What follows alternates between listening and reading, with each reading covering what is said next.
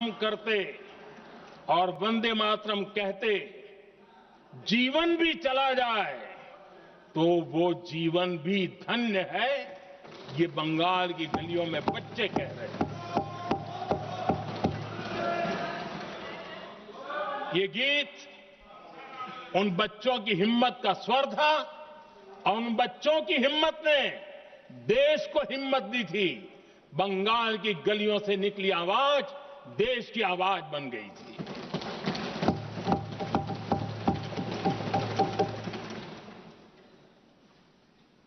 उन्नीस 1905 में फरीदपुर के गांव में बहुत छोटी छोटी उम्र के बच्चे जब वंदे मातरम के नारे लगा रहे थे, अंग्रेजों ने बेरहमी से उन पर कोड़े मारे थे।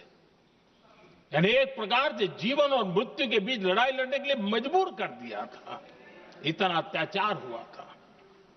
1906 में नागपुर में नील सिटी हाई स्कूल के उन बच्चों पर भी अंग्रेजों ने ऐसे ही जुल्म किए थे।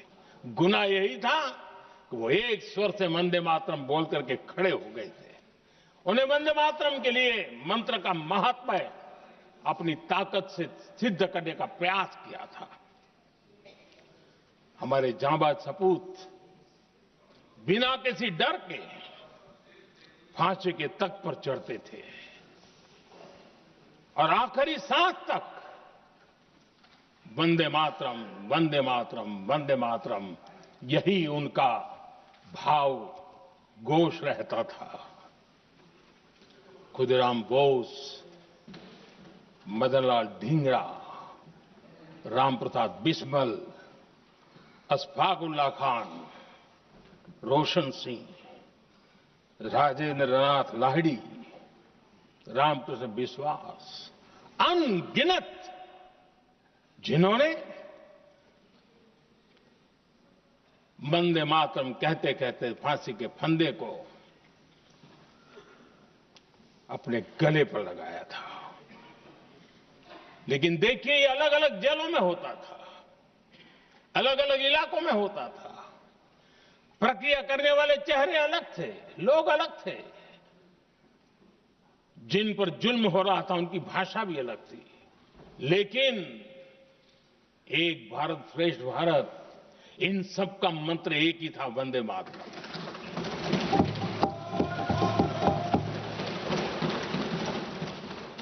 चटगांव की स्वराज क्रांति, जिन युवाओं ने अंग्रेजों को चुनौती दी, वे भी इतिहास के चमकते हुए नाम है।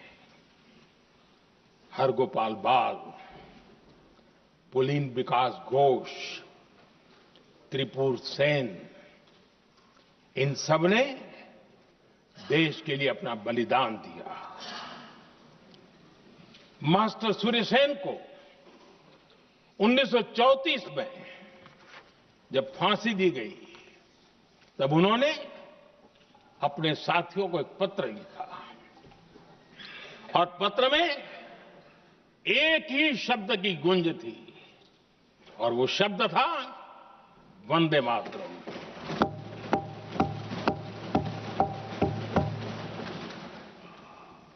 आदरणीय अध्यक्ष जी, हम देशवासियों को गर्व होना चाहिए। दुनिया के इतिहास में कहीं पर भी ऐसा कोई काव्य नहीं हो सकता, ऐसा कोई भावगीत नहीं हो सकता जो सदियों तक एक लक्ष्य के लिए कोटि कोटि जनों को प्रेरित करता हो और जीवन आहूत करने के लिए निकल पड़ते हो। दुनिया में ऐसा कोई भावगीत नहीं हो सकता जो वंदे मातरम।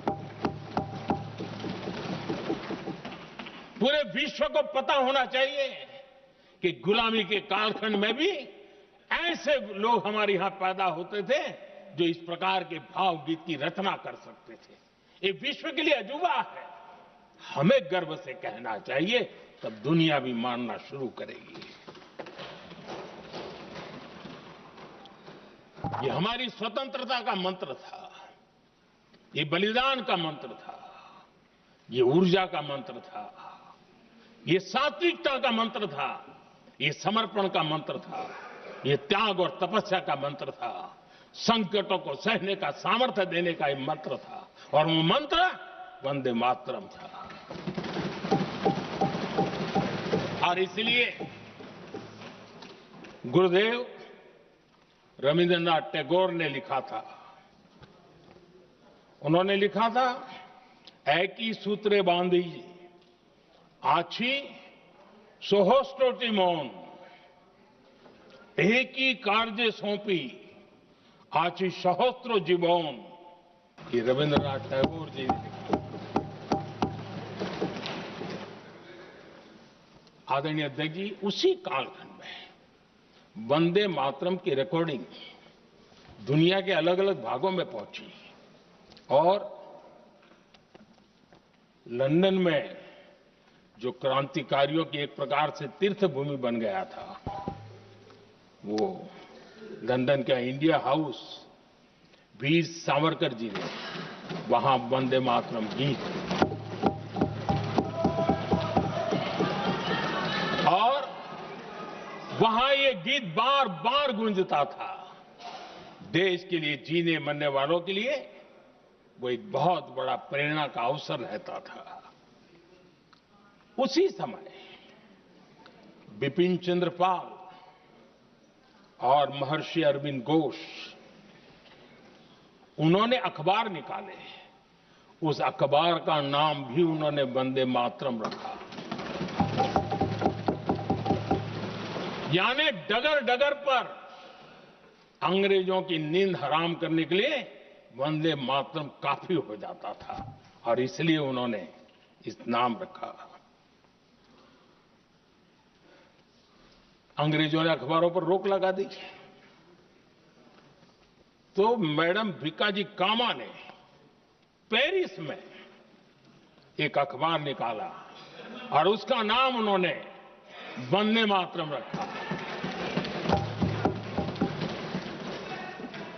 आदरणीय अध्यक्ष जी, वंदे मातरम ने भारत को स्वावलंबन का रास्ता भी दिखाया।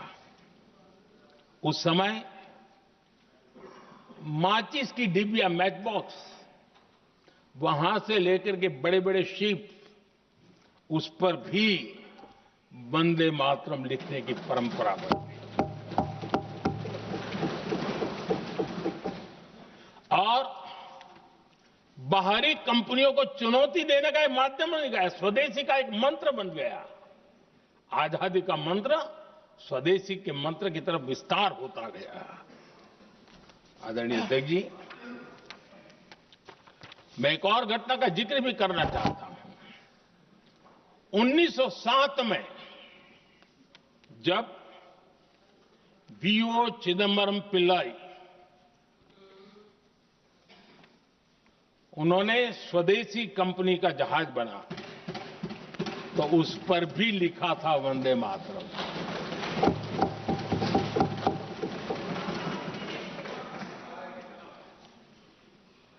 राष्ट्र कवि सुब्रमण्य भारती ने वंदे मातरम को तमिल में अनुवाद किया, स्तुति गीत लिखे।